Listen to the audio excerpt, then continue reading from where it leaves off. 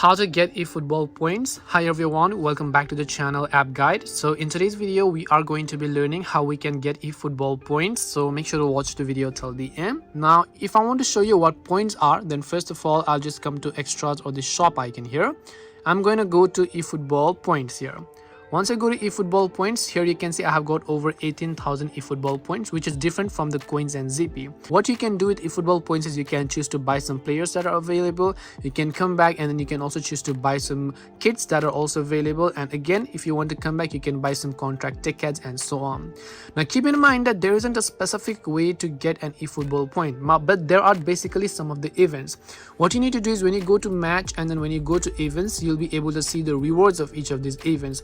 Most likely if you play and enter a specific event, if you go to the details section of that, such as bonuses, right, and then you'll be able to see the details. If the event actually provides you that point, then you'll be able to get in. And eFootball just distributes them sometimes they give you 5,000 points for free, they give you 10,000 points for free, but there isn't really a blueprint to get around this. You cannot purchase points, you can purchase coins, but you cannot purchase points.